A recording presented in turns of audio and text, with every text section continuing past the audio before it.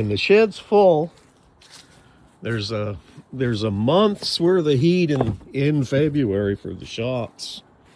And sorry. And I just want to talk to you about well, that shed got filled up just from this, right? I just cut firewood on your grandpa's saw. Okay? And I just buy, get them made at my saw doctor's, Goldsmiths. They're on here, out in Spencerville. Best people in town for traditional stuff like this. I believe it's a 42, thickness, right? 42 thou. So it's a thicker band, has to have a bigger wheel. You can't put that gauge, guys, on the little tiny wheels. So that's kind of what's happened with bandsaws. You ever notice that now bandsaws are sold? How high is this, right? Always traditionally though, bandsaws were told that this dimension here is the size. So that's a 30-inch wheel. That's a 30-inch space. So we'd call that a 30-inch bandsaw. But it doesn't have the resaw of some that I see come out that are 14, 15-inch bandsaws. And, so saws are different, right? Anyway, that saw wasn't really cut for resawing, but it does a fine job of it. I'm not sure what the era is, but look at the, you've probably got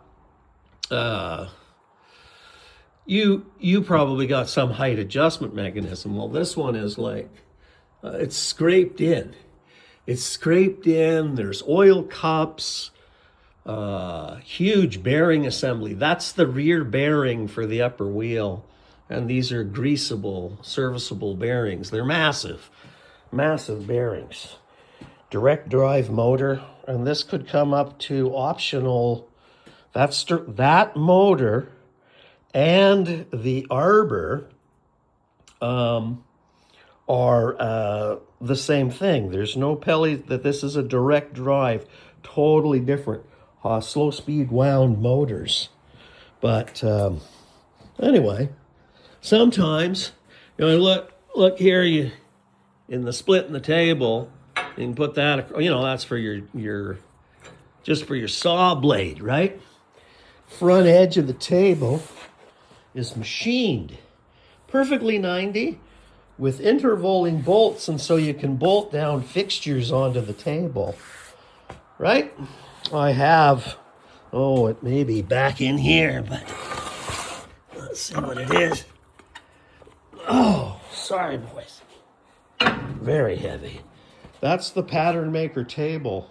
It has a tilting fence, and you can bolt that any position you want. So you can do cant rippings, all kinds of really, really cool stuff. It has, what other features? There's a little rocker back here that allows you to undo the trunnion, tip the blade up and knock that down, and it'll drop the table on this side by 7 degrees, 5 degrees. I think it's, see, it'll go to 5 degrees, but you can actually get it to go to 7. So you can do dovetailed work. And it's got a built-in brake. Needs a little adjusting. That should be about right here. Pull up on that and it engages a brake and you can bring it to a stop. Takes forever to wear out a blade. Anyway, I just buy the standard. That's a 3.75 carbon steel. Like, that's the ones I buy, but they're thicker. So the teeth hold up better. And I sharpen those in 10 minutes. Might get 3. Your first sharpening's actually a better blade, and then your second one, they get progressively worse, but they're free, right? I'm not sure what I pay for that. I'm thinking $100, and that's a 20-foot blade.